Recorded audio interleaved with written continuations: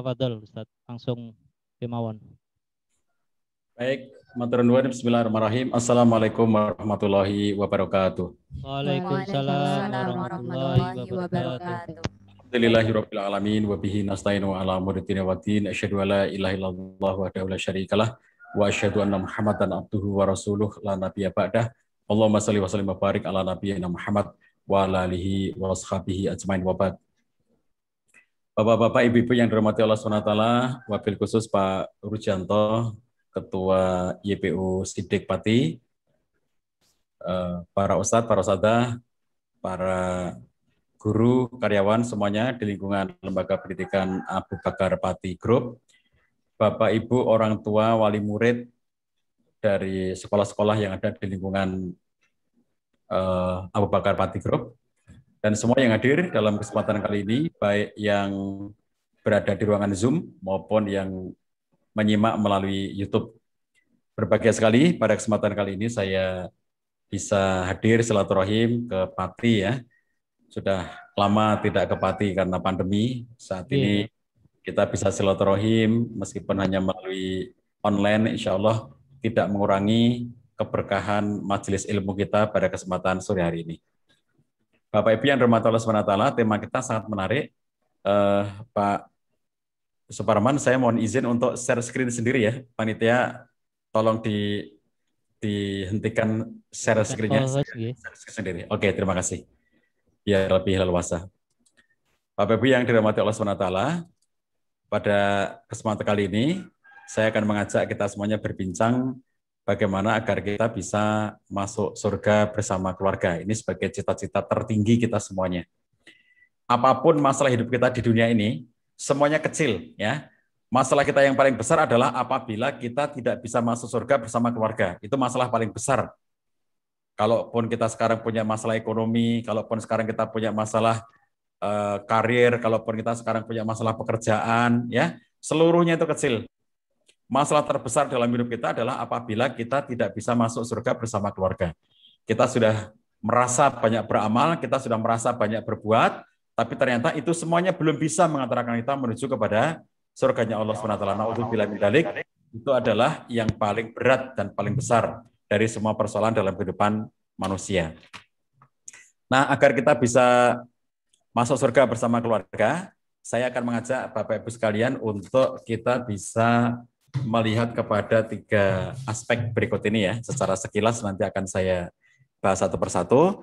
Yang pertama, kita memulai kehidupan keluarga itu dengan ridho ilahi, menjalani kehidupan keluarga dengan ridho ilahi, dan nanti mengakhiri kehidupan keluarga itu dengan ridho ilahi. Kalau mengawali berarti kita dalam proses pernikahan, ini Bapak Ibu sekalian sudah menikah, ini bisa nanti kita terapkan ilmu ini untuk anak-anak kita, kalau mereka nanti sudah dewasa. Ini salah satunya tadi ada alumni ya yang dihadirkan, Mas Azam yang sedang kuliah di Mesir ya, Masya Allah, saya ikut berbangga, ikut berbahagia. Di antara alumni sudah berpencaran di mana-mana ya, dari alumni Abu Bakar Pati ini. Nah, kalau sudah dewasa kayak Mas Azam, lah ini nanti ilmunya menjadi bermanfaat. Bagaimana nantinya membentuk keluarga, menikah itu dengan ridho ilahi. Lalu setelah menikah, kita semuanya menjalani kehidupan rumah tangga dengan ridho ilahi. Dan kelak akan mengakhiri keluarga juga dengan ridho ilahi. Apakah keluarga itu akan berakhir? Iya, semuanya pasti berakhir ya. Sesuatu yang ada awalnya pasti ada akhirnya. Dan kita ingin supaya akhir dari kehidupan keluarga kita juga ridho ilahi. Bagaimana memulai kehidupan keluarga dengan ridho ilahi? Bapak Ibu sekalian, sekali lagi ini kalau kita sudah menikah ya, sehingga kita sudah melaksanakannya gitu. Tapi bagi anak kita nantinya mereka akan kita didik, kita arahkan agar mereka dalam proses pernikahan itu enggak cuma suka sama suka gitu ya. Aku nikah karena aku suka kamu, kamu suka aku. Bukan cuma kayak begitu. Aku cinta kamu, kamu cinta aku. Tapi bagaimana kita mengawali dengan hal-hal yang sangat basic. Misalnya, apakah aku dan kamu bisa bersinergi untuk menunaikan hak dan kewajiban dalam kehidupan pernikahan? Apakah aku dan kamu bisa bersinergi untuk menghadirkan kebersamaan dalam semua keadaan, baik suka maupun duka, bahagia maupun air mata, apakah lagi kaya ataupun lagi tidak punya apa-apa, gitu. Semuanya bisa bersinergi. Apakah aku dan kamu bisa bersejiwa untuk menunaikan tugas-tugas peradaban dalam keluarga yang akan kita bangun bersama, apakah aku dan kamu bisa bersejiwa untuk bersama-sama menggapai surganya. Inilah mengawali kehidupan berumah tangga itu dengan ridho ilahi. Apakah aku dan kamu bisa mengawali, menjalani, dan mengakhiri kehidupan keluarga ini dalam ridho ilahi. Itulah yang sangat penting untuk proses mencari jodoh. Kita tahu dalam hadis Nabi SAW telah menyatakan sesungguhnya iblis meletakkan singgasananya di atas air laut, kemudian ia mengutus bala tentaranya. Maka yang paling dekat dengannya adalah yang paling besar fitnahnya. Datanglah salah satu di antara bala tentaranya dan berkata, aku telah melakukan begini dan begitu. Iblis berkata, bosnya itu ya, berkata, engkau sama sekali tidak melakukan apapun. Jadi ketika iblis datang mengatakan, aku telah menggoda manusia sampai dia begini. Aku telah menggoda manusia sampai mereka melakukan tindakan kejahatan begini. Itu belum apa-apa, gitu ya. Tetapi ketika ada iblis yang lain datang dan berkata, aku tidaklah meninggalkan mereka, hingga aku berhasil memisahkan antara dia dengan istrinya, maka bosnya iblis itu mendekati dan berkata, sungguh hebat engkau, luar biasa engkau. Jadi, semua godaan-godaan iblis yang dilakukan itu biasa aja. Yang paling mendapatkan pujian dari bosnya iblis itu adalah apabila si iblis, anak buah tadi itu bisa menggoda manusia sehingga bisa bercerai antara suami dan istri. Maka ketika mengomentari hadis ini, Imam Al-Munawi dalam kitab Faidul Qadir menjelaskan, hadis ini menunjukkan akan sesuatu yang sangat menakutkan tentang pencelaan terhadap perceraian. Perceraian merupakan tujuan terbesar iblis yang terlaknat karena mengakibatkan terputusnya keturunan. Saya ulangi, perceraian merupakan tujuan terbesar dari iblis yang terlaknat.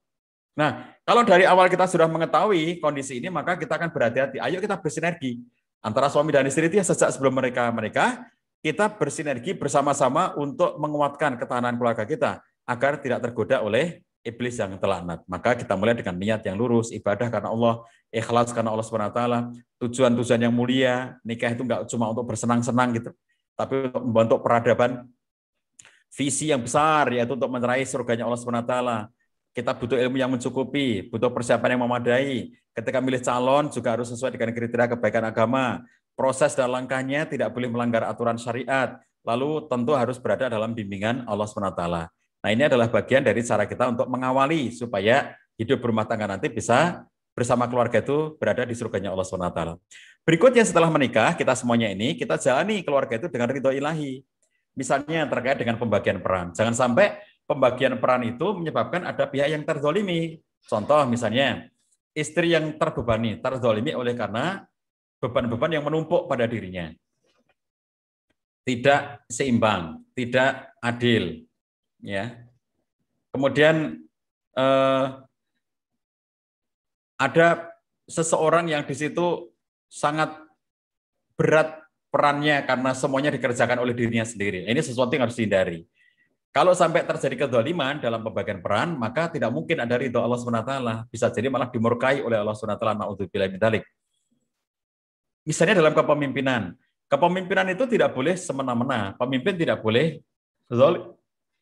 Pemimpin tidak boleh otoriter. Pemimpin tidak boleh memaksakan kehendak. Karena Allah telah memerintahkan wa asyiruhunna bil ma'ruf. Nanti akan kita bahas tentang ayat ini.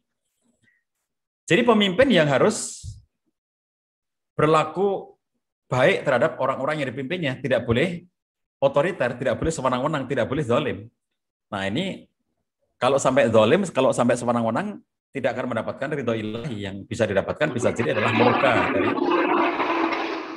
Begitu seterusnya, bagaimana ketaatan dalam rumah tangga itu. Kalau ada kepemimpinan, pasangannya itu adalah ketaatan. Karena tidak ada gunanya pemimpin kalau tidak ditaati. Demikian pula dalam konteks musyawarah, interaksi dan komunikasi, mencari nafkah. Semuanya, bagaimana caranya agar interaksi kita sehari-hari, apapun yang kita lakukan dalam kehidupan berumah tangga, semuanya adalah bagian dari cara kita untuk meraih ridho ilahi. Jangan sampai dengan kita berumah tangga itu justru yang kita dapatkan adalah murka dari Allah SWT.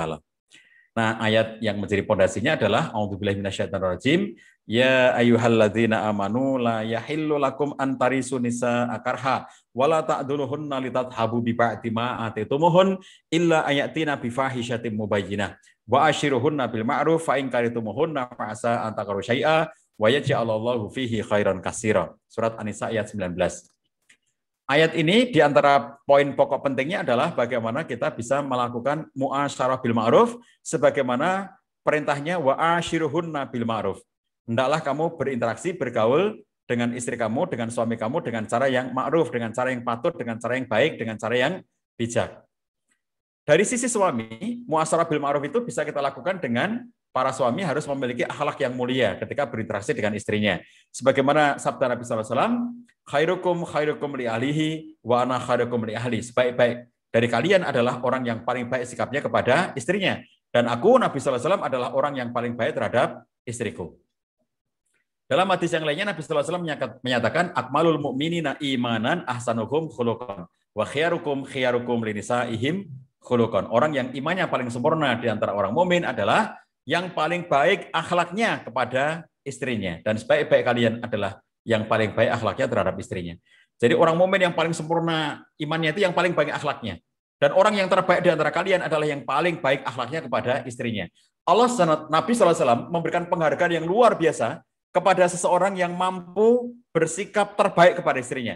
Suami yang mampu memuliakan istri, suami yang mampu menghargai istri, suami yang mampu mengerti istri, suami yang mampu memberikan pembelaan dan perlindungan kepada istri. Sebab Imam Al-Qurtubi ketika memberikan penjelasan makna ayat Ar-rijalu qawwamuna 'alan nisa, laki-laki adalah pemimpin bagi kaum perempuan, kata beliau, kata Al-Qurtubi, bahwa disebut dengan qawam itu karena suami itu menafkahi, membela, dan melindungi istrinya. Jadi menjadi pemimpin itu enggak cuma semata-mata menafkahi, tetapi ada unsur membela dan melindungi. Sehingga para suami itu wajib untuk membela dan melindungi istrinya. Jangan sampai mentelantarkan, jangan sampai menyusahkan, jangan sampai menyesakkan, jangan sampai membiarkan istrinya tanpa perlindungan dan tanpa perasaan aman. Di sisi suami, apabila suami ini berakhlak baik kepada istri, pasti istrinya merasa aman dan nyaman. Nah, Bapak Ibu sekalian, kalau di rumah itu ya ada suami yang memiliki akhlak mulia seperti ini, pasti istrinya bahagia. Dan kalau istrinya bahagia, apa yang didapatkan? Istrinya akan optimal melaksanakan tugas-tugas kerumah tanggaan, tugas-tugas yang harus dia lakukan. Kalau istri bahagia, di masa kehamilannya, itu janin akan tumbuh kembang dengan sempurna. Sejak dalam masa kandungan, janin akan tumbuh kembang dengan sempurna karena berada dalam perut ibu yang bahagia. Banyak survei telah membuktikan hal ini. Ibu yang depresi di masa kehamilannya menyebabkan anak terhambat tumbuh kembangnya. Janin terhambat tumbuh kembangnya. Volume otak tidak tumbuh optimal. Volume hipokampus tidak bisa berkembang dengan optimal. Tapi kalau ibu bahagia, menyebabkan pertumbuhan janin optimal, sampai ketika lahir juga optimal, kesehatan mereka bagus, dan pertumbuhan otak serta hipokampusnya tumbuh dengan optimal. Jadi, kalau suami memiliki akhlak yang mulia, suami memiliki akhlak yang baik, menghargai istri, memuliakan istri, berlaku lembut kepada istri, itu semuanya akan menyebabkan istrinya happy, bahagia. Kalau istri bahagia, dia akan bahagia pula dalam kehamilannya. Dia bahagia pula dalam mendidik anak-anaknya. Dia tidak akan emosional, tidak akan uring-uringan. Kalau istri tidak bahagia karena suami yang tidak baik akhlaknya, maka uring-uringan istri ini berpengaruh kepada anaknya. Anaknya akan ikut kena dampak, istrinya, sang ibunya dia itu mendidik dirinya dengan penuh tindakan yang kasar, emosional, anaknya ikut-ikutan terpengaruh sehingga anaknya pun bisa kena dampaknya. Dia membuli teman-teman lainnya atau menularkan kekerasan kepada teman-teman lainnya. Ini pengaruh mempengaruhi. Maka jadilah sebagai suami yang selalu bisa memuliakan istrinya, bisa berlaku lembut kepada istrinya. Mengapa lembut? Karena Nabi SAW memerintahkan irfaq bil qawarir. Irfaq bil qawarir. Apa yang dimaksud dengan irfaq bil qawarir? Qawarir itu artinya adalah gelas kaca. Jadi jamak dari qaruroh. Qaruroh itu gelas kaca. Jadi berlaku lembutlah kamu. Irfaq, berlaku lembutlah kamu kepada al-qawarir. Siapa al-qawarir? Istri kamu. Berlaku lembutlah kamu kepada istri kamu. Jadi suami nggak boleh bentak istrinya. Suami tidak boleh menganiaya istrinya. Suami harus berlaku lembut kepada istrinya. Itulah perintah Nabi SAW kepada kaum laki-laki, irfaq bil qawarir, berlaku lembutlah kepada istri. Jangan lantaran mentang-mentang sebagai pemimpin, lalu dia melakukan tindakan sewenang-wenang, semena-mena, semau-maunya, kasar, keras, bentak-bentak, bully, dan seterusnya. Tidak boleh dilakukan oleh suami yang berakhlak mulia. Suami yang memiliki akhlak mulia seperti inilah yang kelak dia bisa mendapatkan surga tertinggi dari Allah SWT karena dia telah mampu menjadi manusia terbaik dengan jalan berbuat baik kepada istrinya. Syekh Ibnu Utsaimin mengatakan, sikap engkau terhadap istrimu sehendaknya sebagaimana harapanmu terhadap sikap suami putrimu sendiri. Jadi kalau kita punya anak perempuan, kita bisa bayangin, apa kita rela kalau suaminya anak perempuan kita nanti berlaku aniaya, berlaku semena-mena, berlaku kasar kepada anak kita nggak rela, nggak tega. Maka sebagaimana kita mengendaki anak perempuan kita nanti suaminya berlaku baik kepada dirinya, kita sebagai suami harus berlaku baik kepada istri kita. Nabi itu memberikan contoh kesabaran yang luar biasa atas perilaku istrinya. Beliau adalah seorang laki-laki yang sangat sabar, dan para ulama mengatakan bahwa 80% isinya rumah tangga itu adalah kesabaran. 80% isinya rumah tangga itu adalah kesabaran. Kalau suami nggak sabar kepada istri, istri nggak sabar kepada suami, berantem terus mereka tiap hari. Suami dan istri banyak sekali memiliki perbedaan-perbedaan dalam hal sifat-sifat dan karakter dalam interaksi sehari-hari, yang dinyatakan oleh John Gray sebagai Mars dan Venus. Laki-laki itu lebih banyak mengandalkan aspek logika, perempuan lebih banyak mengandalkan aspek perasaan. Menurut istri, suaminya sudah mengeluarkan kata-kata yang menyakitkan hati, tapi kata suami, cuma kayak gitu aja kok tersinggung. Mek koyo ngono wae kok tersinggung, kata suaminya. Padahal istrinya sudah nangis, sudah merasa tersakiti oleh perkataan suaminya, sementara suaminya merasa kamu itu melebih-lebihkan, kamu itu lebay, gitu aja nangis, gitu aja kamu itu mendramatisir. Nah, ungkapan-ungkapan seperti ini semakin menusuk hati istrinya. Mereka itu banyak sekali perbedaan. Kalau tidak sabar, maka isinya rumah tangga itu hanyalah cekcok, pertengkaran, konflik, tidak ada kesudahannya. Nabi SAW di dalam rumahnya pun juga ada situasi-situasi dinamika seperti itu. Dan Nabi sabarnya luar biasa. Makanya kalau kita katakan sabar kepada istri adalah sunnah Nabi SAW. Berlaku lembut kepada istri adalah sunnah Nabi SAW. Tidak mengekspresikan marah di depan istri adalah sunnah Nabi SAW. Tidak memarahi istri, tidak memaki istri, tidak memukul istri adalah sunnah Nabi SAW. Banyak laki-laki yang mengatakan sunnah Nabi itu cuma poligami. Taunya laki-laki, sunnah Nabi itu poligami. Padahal berlaku lembut kepada istri itu sunnah Nabi. Berlaku baik kepada istri itu sunnah Nabi. Tidak menganiaya istri itu sunnah Nabi. Tidak menyakiti hati istri itu sunnah Nabi. Jadi dalam situasi sulit pun ya, Nabi tetap berlaku sabar. Ketika sedang berada di rumah salah seorang istrinya, datang pelayan bawa makanan dari istri yang lainnya. Nah, istri yang ketempatan Nabi ini merasa tidak nyaman. Ini kan hakku untuk melayani Nabi. Kenapa? Ada istri lain yang intervensi. Maka dia menampik makanan itu sampai akhirnya makanan itu jatuh dari tangannya pelayan, berkeping-keping, piringnya pecah, dan makanannya berhamburan kemana-mana. Melihat situasi seperti ini, Nabi SAW itu nggak marah. Tidak ada satupun dia yang dimarahi. Apa yang dilakukan oleh Nabi? Nabi duduk di bawah, mengumpulkan pesan piring, mengumpulkan makanan yang berhamburan. Lalu bagaimana beliau berkata kepada pelayan itu, karena masih ada pelayan di situ, beliau hanya cukup mengatakan satu kalimat, ibu kalian cemburu. Selesai. Tidak ada satupun yang dimarahi. Nabi tidak memarahi istri yang di situ. Kamu nggak boleh menampik makanan seperti itu. Dikasih makanan diterima, jangan ditampik. Tidak dimarahi. Nabi tidak memarahi istri yang mengirimkan makanan. Kamu kan tahu, aku sedang berada di rumah istri yang sekarang ini. Yang kamu harusnya tidak boleh mengirimkan makanan ke sini, membuat dia tersinggung. Tidak dimarahi. Nabi tidak memarahi pelayan. Pelayan, kamu kan tahu, kalau aku lagi di rumah salah seorang istriku, dia yang melayani aku. Kenapa kamu antarkan makanan ini ke sini? Tidak dimarahi. Nabi SAW tidak memarahi siapapun dalam peristiwa seperti ini. Sampai akhirnya kemudian Nabi justru mengumpulkan itu semuanya. Nabi mengumpulkan makanannya dan hanya dengan satu kata, ibu kalian cemburu. Pelayan itu sudah langsung tahu. Itulah bagaimana Nabi SAW sangat mengerti istrinya. Al-Hafidz Ibnu Hajar Al-Asqalani menyatakan perkataan Nabi SAW, ibu kalian cemburu, adalah uzur dari Nabi SAW untuk istri beliau yang menyebabkan pesannya piring, agar sikap istri yang tersebut tidak dicela. Ya, tidak dicela. Kenapa? Karena pelayan ini tahu, kecemburuan, selesai gitu ya. Nabi SAW adalah seorang suami yang pandai menyenangkan hati istrinya. Suatu ketika Anas bin Malik mengatakan, aku melihat Nabi SAW mempersiapkan kelambu di atas onta untuk Sofia. Sofia itu istrinya Nabi SAW. Lalu beliau duduk berlutut di dekat onta, meletakkan lutut beliau, lalu Sofia menginjakkan kakinya di atas lutut beliau untuk naik ke atas onta. Masya Allah, luar biasa kan? Jadi untuk naik ke atas onta kan tinggi tuh ontanya. Sofia nggak bisa. Nabi duduk di sampingnya onta. Lalu lututnya bertelekan. Sofia naik ke atas onta itu melalui lututnya Nabi SAW. Masya Allah ya, seorang pemimpin umat, tetapi dia sangat pandai menyenangkan hati istri. Dengan cara seperti itu, istrinya merasa tersanjung, istrinya merasa bahagia, istrinya merasa happy karena perlakuan Nabi SAW tersebut. Nabi itu sangat betah berlama-lama dengan istrinya. Aisyah mengatakan, aku tidak ingin terus melihat mereka. Ini dalam peristiwa ketika ada orang-orang Habasyah, orang-orang Habsyi itu lagi bermain-main di serambi masjid. Lalu Nabi mengatakan, ya Aisyah, ya Humairah, apakah kamu ingin lihat mereka? Ingin lihat mereka? Iya ya Rasulullah, aku pengen lihat mereka. Lalu Nabi berdiri di pintu. Aisyah berdiri di belakangnya Nabi sallallahu alaihi wasallam. Bagaimana sikapnya? Aisyah mengatakan, saya berdiri di belakangnya Nabi sallallahu alaihi wasallam. Dagu saya menempel pada pundaknya Nabi sallallahu alaihi wasallam. Pipi saya menempel pada pipinya Nabi sallallahu alaihi wasallam. Kebayangkan betapa mesra, betapa romantisnya Nabi sallallahu alaihi wasallam kepada istrinya itu. Berdiri, lalu Aisyah di belakangnya, lalu kemudian dagunya Aisyah menempel pada pundak Nabi, pipinya Aisyah menempel di pipinya Nabi, dan ngelihat pertunjukan itu.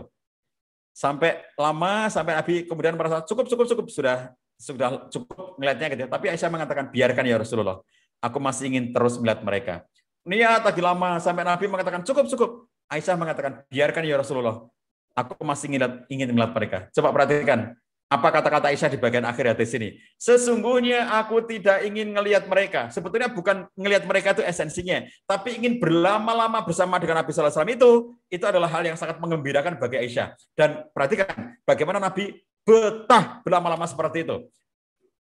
Coba, ini kan sesuatu ya. Nabi tidak melarang Aisyah, kamu jangan letakkan dagumu di sini, risih. Kamu jangan tempelkan pipimu, risih. Sana.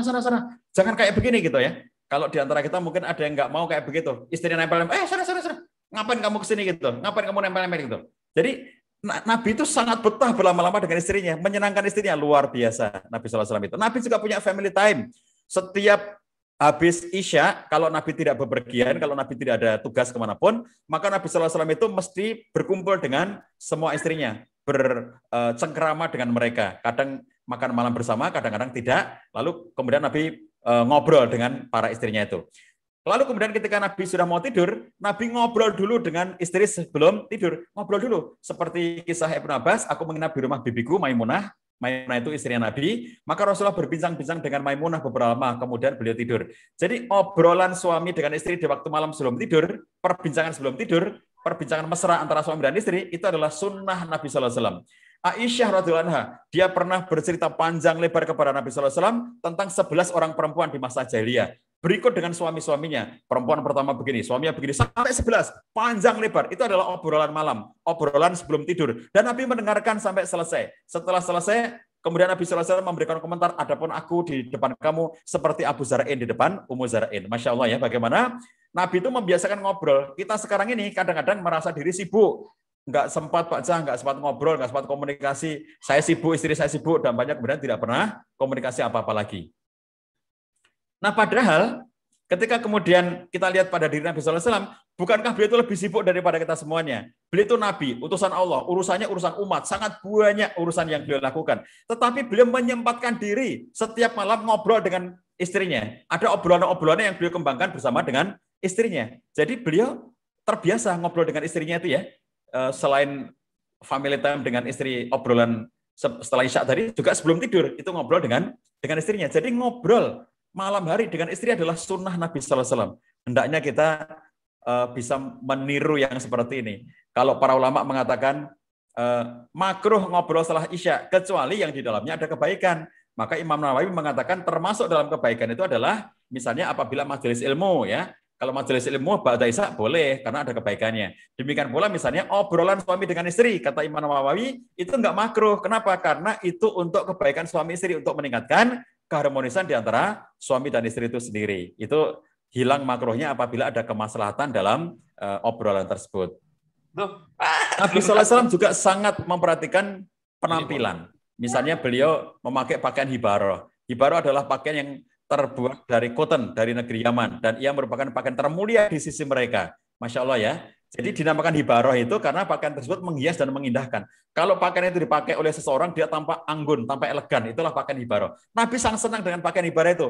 Pakaian yang paling mahal yang ada di Yaman. Jadi bagaimana Nabi sallallahu alaihi wasallam menyenangkan istrinya dengan penampilan yang indah. Jadi jangan hanya menuntut istri berpenampilan rapi, menarik di rumah, sementara suaminya nggak pernah berhias. Nabi itu mencontohkan berhias untuk istrinya. Nabi itu sampai wafatnya pun beliau di kain kafan beliau itu terbuat dari hibaroh. Karena beliau sangat suka dengan kain hibaroh itu.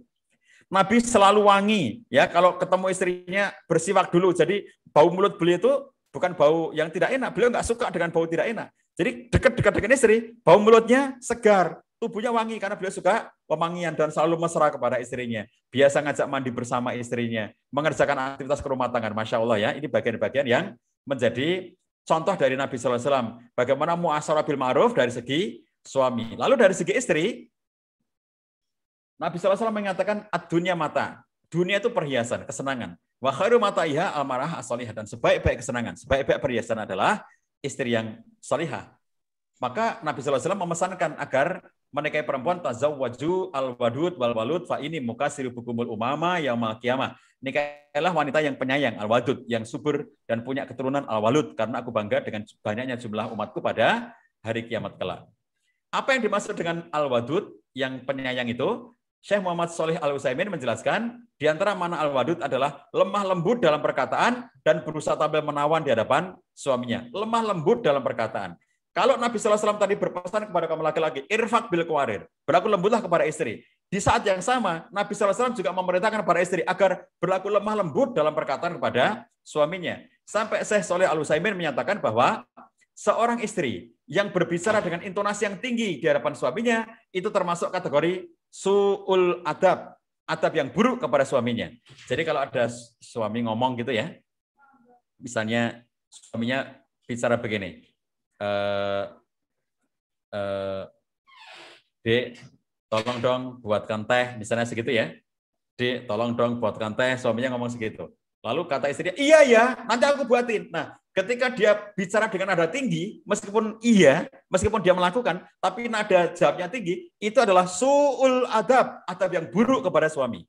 Maka istri tidak layak berbicara dengan nada tinggi kepada suaminya.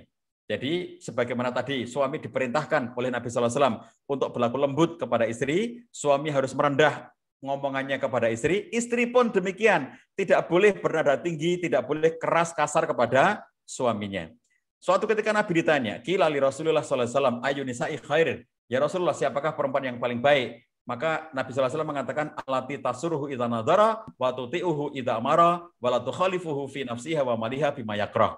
Perempuan yang paling baik, kata Nabi SAW, adalah yang paling menyenangkan jika dilihat oleh suaminya. Saya ambil satu poin ini. Di antara poin-poin yang lainnya, istri yang paling baik adalah yang paling menyenangkan jika dilihat oleh suaminya. Paling menyenangkan jika dilihat oleh suaminya. Ini sesuatu yang kalau kita lihat menjadi hal yang melekat pada diri sosok perempuan solihah itu.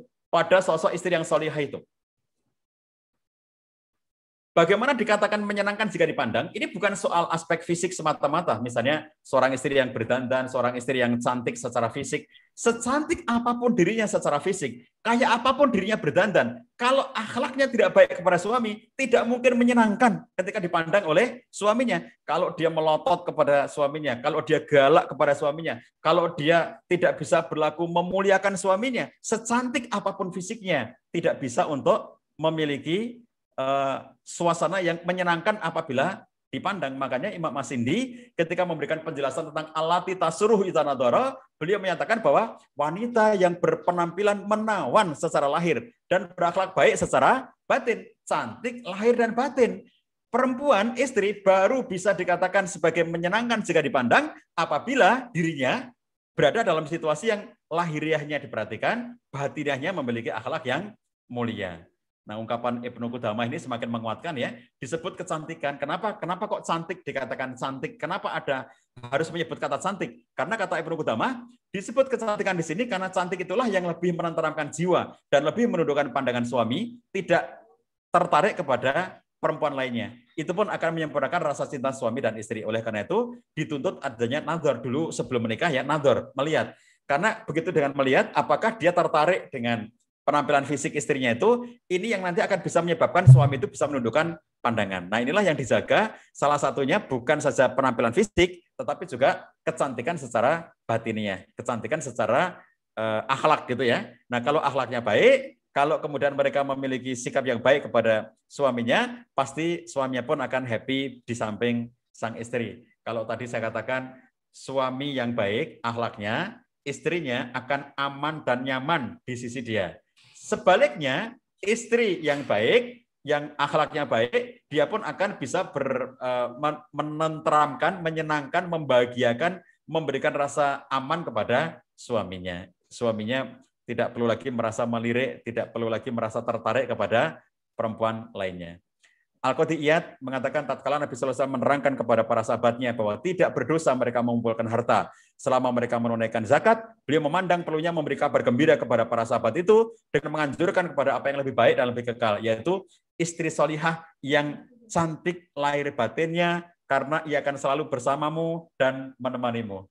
Jadi ketika Nabi SAW itu menjelaskan kepada para sahabat bahwa tidak berdosa ya para sahabat itu mengumpulkan harta, mencari uang gitu ya, tidak masalah sama sekali. Asalkan kamu zakat, asalkan kamu infak, asalkan kamu memberikan yang terbaik untuk diberikan kepada orang-orang lainnya. Akan tetapi ya, ketika kemudian mereka itu mencari harta itu, Nabi SAW mengarahkan bahwa ada yang lebih kekal loh, ada yang lebih baik loh, ada yang lebih utama daripada sekedar kamu mengumpulkan harta itu, yaitu apa? Wanita solihah. Kenapa demikian? Karena kata Al-Qadiyat, istri solihah yang cantik lahir batinnya itu akan selalu bersamamu dan menemanimu. Ini yang menyebabkan kemuliaannya letaknya di situ. Selalu bersamamu dan menemanimu. Masya Allah ya. Jadi kalau kita lihat, istri yang solihah ini, dia akan setia dengan suaminya. Kalau istri tidak solihah, dia nggak setia dengan suaminya. Dia bisa mengkhianati suaminya, dia bisa lari dari suaminya. Tetapi kalau kemudian istrinya solihah, selalu menemani dan membersamai suaminya. Kalau harta ya, harta bisa hilang, harta bisa habis. Ya, rumah yang mewah bisa hancur karena tsunami, bisa hancur karena likuifaksi. Ya, mobil semewah apapun dia bisa hancur karena kecelakaan. Tapi kalau istri yang solihah, dia akan selalu menemani dan bersama dengan suami. Bila engkau pandang menyenangkanmu, ia tunaikan kebutuhanmu. Bila engkau membutuhkannya, engkau dapat bermusyawarah dengannya dalam perkara yang dapat membantumu dan ia akan menjaga rahasiamu. Engkau dapat meminta bantuannya dalam keperluan-keperluanmu. Ia menaati perintahmu dan bila engkau meninggalkannya, ia akan menjaga hartamu dan memelihara anak-anakmu. Ini ungkapan Al-Qadiyat rahimahullah. Nah, sahabat sekalian, sebagaimana kita tahu, Nabi SAW memerintahkan mengarahkan pada kaum perempuan itu, fanduri aina anti minhu, fa innama huwa jannatuki wa naruki. Perhatikan bagaimana sikap kamu, posisi kamu, keberadaan kamu di hadapan suami kamu, fa innama huwa jannatuki wa naruki. Karena sesungguhnya suami kamu itu adalah surga dan nerakamu. Kalau tadi saya katakan bahwa suami itu bisa meraih surga tertinggi kalau di hadapan Allah SWT, dari rumahnya sendiri, yaitu dengan jalan dia berlaku baik kepada istrinya. Sebaliknya, istri juga bisa mendapatkan surga tertinggi dari Allah SWT kelak dari rumahnya sendiri, yaitu dengan jalan dia berbuat baik kepada suaminya. Masya Allah ya. Jadi Nabi SAW memberikan arahan yang sepadan, ya, setara antara kepada laki-laki dan kepada perempuan. Kepada laki-laki, Nabi menyatakan agar berakhlak mulia kepada istri, agar memuliakan istri, agar lembut kepada istri. Kepada kaum istri, Nabi SAW mengarahkan agar berakhlak mulia kepada suami, agar lembut kepada suami, agar memuliakan suaminya. Dan dua-duanya bisa masuk ke dalam surganya Allah SWT dengan surga tertinggi apabila mereka bisa berlaku baik kepada pasangannya. Nah, sahabat sekalian yang dirahmati Allah SWT, terakhir sebagai penutup, kita akan bisa bersama dengan keluarga di surga itu dengan jalan mengakhiri kehidupan keluarga itu dengan ridho ilahi. Bagaimana kita mengakhiri kehidupan keluarga? Apakah keluarga akan berakhir? Iya, sudah saya katakan tadi ya, semua yang berawal pasti berakhir. Hanya Allah yang tidak berawal dan tidak berakhir. Apa saja di muka bumi ini ada awalnya dan ada akhirnya. Keluarga ada awalnya, keluarga ada akhirnya. Nah, kita ingin akhir kita itu di mana? Di surganya Allah SWT. Di surga Allah itu adalah akhir yang terbaik, akhir persinggahan dari semua anggota keluarga kita, tidak satu pun yang tercecer, semuanya bisa masuk ke dalam surga, sebagaimana firman Allah SWT dalam surat At-Tur ayat 21, walladzina amanu wattaba'athum dzurriyyatuhum biimanin alhaqna bihim dzurriyyatahum wama alasnahum min amali min syai' kullu mri'in bima kasabat rahin. Orang-orang yang beriman dan anak cucu mereka yang mengikuti mereka dalam keimanan, kami hubungkan anak cucu mereka dengan mereka, dan kami tidak mengurangi sedikit pun dari pahala amal mereka. Tiap-tiap manusia terikat dengan apa yang dikerjakannya. Menurut Ibnu Katsir dalam tafsirnya, ayat ini, surat At-Tur ayat 21 ini, memberikan penjelasan bahwa kelak orang-orang beriman, dengan semua anggota keluarga yang beriman, Allah kumpulkan pada surga dengan derajat yang sama. Saya ulangi, dengan derajat yang sama. Padahal amalnya keluarga itu beda-beda. Ada yang amalnya baik banget, ada yang biasa-biasa, ada yang kurang. Selama mereka beriman, mereka kelak akan berada di surganya Allah SWT. Ya, jadi kalau baik, surganya tinggi. Amalnya biasa, surganya sedang. amalnya kurang, surganya rendah. Nah, sementara Allah pengen mengumpulkan mereka. Bagaimana caranya? Sementara posisi mereka di surga itu berbeda-beda. Apakah dengan jalan di rata-rata, misalnya, karena ada yang tinggi, ada yang rendah, maka di rata-rata. Supaya kemudian bisa berada di surga yang tengah, biar bisa kumpul. Tidak begitu. Kalau di tengah, di rata-rata, berarti ada peristiwa di mana orang yang amalnya baik diturunkan surganya. Padahal Allah berjanji, wama alatnahum min amalihim min syai', kami tidak mengurangi sedikit pun pahala amal mereka. Jadi ketika kemudian orang yang sudah tinggi surganya diturunkan, berarti dikurangi pahala. Allah tidak mengendaki ada yang dikurangi itu. Makanya caranya adalah dengan jalan menambahkan rahmat Allah SWT kepada orang, keluarga, anggota keluarga yang surganya di bawah itu untuk bisa mencapai surga yang lebih tinggi daripada yang lainnya. Tiap manusia, tiap anggota keluarga yang surganya rendah, kemudian dinaikkan dengan rahmatnya Allah SWT. Masya Allah ya, kita berharap mudah-mudahan kita semuanya bisa bersama dengan semua anggota keluarga kita di surga dengan derajat yang tertinggi yang berhasil dicapai oleh salah satu dari anggota keluarga kita. Malaikat pun mendoakan orang-orang beriman, Rabbana wadkhilhum jannatu adaninil lati wa atahum wa man sholaha min abaihim wa azwajihim wa dzurriyyatihim innaka antal azizul hakim. Ya Tuhan kami, masukkanlah mereka orang-orang beriman itu ke dalam surga Aden yang telah kujanjikan kepada mereka dan orang-orang soleh di antara nenek moyang mereka, istri-istri dan anak turun mereka. Sungguh engkau maha perkasa lagi maha bijaksana. Surat Ghafir ayat 8. Doanya malaikat kepada Allah SWT mendoakan orang beriman agar orang beriman dengan semua anggota keluarganya bisa masuk ke dalam surga bersama-sama. Bersama keluarga di dalam surganya Allah SWT. Ini doanya malaikat. Demikian pula firman Allah dalam surat Ar-Ra'd, jannatu adani yadkhulunaha wa man sholaha min abaihim wa azwajihim wa dzurriyyatihim wal malaikatu yadkhuluna alaihim min kulli bab salamun alaikum bima sabartum fa ni'ma uqbadar. Surga Aden yang mereka itu masuk ke dalamnya bersama-sama dengan orang-orang soleh dari bapak-bapaknya atau ke atas mereka ya, kakek nenek moyang mereka, istrinya atau suaminya, anak cucunya. Wal malaikatu yadkhuluna alaihim min kulli bab. Setelah mereka berada dalam surga, malaikat masuk ke surga mereka itu, ke tempat mereka dikumpulkan di surga itu dari semua pintunya sambil mengucapkan salamun alaikum bima sabartum. Selamat atas kalian semuanya. Kalian berada di surga ini karena kesabaran kalian. Fa ni'ma uqbadar, alangkah baiknya akhir kesudahan yang kalian miliki. Tempat singgah terakhir kalian ini betapa indahnya, yaitu surga. Mudah-mudahan kita masuk dalam surga bersama dengan anggota keluarga kita. Dan seperti sabda Nabi sallallahu alaihi wasallam, fa idza sa'altumullaha fas'aluhul firdaus fa innahu awsatul jannah wa alal jannah. Kata Nabi sallallahu alaihi wasallam, apabila kalian meminta surga, mintalah surga tertinggi. Kenapa demikian? Karena fa innahu awsatul jannah, karena surga firdaus itu adalah awsatul jannah, yaitu utama-utamanya surga, tengah-tengahnya surga, wa a'lal jannah, dan surga yang tingkatnya sudah paling tinggi. Ausat itu tengah. Tengah berarti nggak di pinggir. Jadi yang namanya surga Firdaus itu posisinya di tengah, bukan pinggiran. Lalu dari segi level, dia level tertinggi. Tidak ada lagi yang lebih tinggi daripada itu. Maka Nabi SAW menyatakan pada kita, kalau minta pada Allah itu ya, jangan minta yang rendah-rendah, ya Allah. Kalau yang penting surga adalah paling rendah, nggak apa-apa ya Allah. Kalaupun nggak di surganya, di emperannya nggak apa-apa ya Allah. Kalau nggak boleh di emperan, udah di terasnya, di halamannya juga nggak apa-apa ya Allah. Yang penting surga aja, nggak boleh begitu. Fa idza sa'altumullah fas'alhul firdaus. Kalau kamu minta kepada Allah, mintalah surga Firdaus. Itu surga tertinggi. Nabi mengarahkan kita, umatnya, untuk memiliki mental yang tinggi. Karena dalam hidup di dunia ini, kita pun sudah dicetak dengan mental yang tinggi itu oleh Allah SWT. Wala tahinu, wala tahzanu, wa antumul a'launa in kuntum mu'minin. Kamu jangan sedih, kamu jangan merasa cemas, kamu jangan merasa takut. Kenapa? Fa antumul a'laun. Kalian semuanya adalah orang-orang yang tinggi, in kuntum mu'minin, apabila kalian orang yang beriman pada Allah SWT. Karena dalam hidup di dunia ini kita sudah dicetak punya mentalitas yang tinggi, maka Nabi SAW mengarahkan, kalau minta kepada Allah, jangan tanggung-tanggung, mintalah surga yang tertinggi. Mudah-mudahan kita semuanya bersama anggota keluarga bisa masuk dalam kondisi surga yang tertinggi, sehingga kita bisa tetap bersama semua anggota keluarga kita. Di dunia kita berumah tangga, di dunia kita bersama, di akhirat kita pun bareng-bareng di surganya. Saya kembalikan kepada Pak Suparman. Bila taufiq wal hidayah. Assalamualaikum warahmatullahi wabarakatuh. Waalaikumsalam warahmatullahi wabarakatuh. Matur nuwun Ustaz.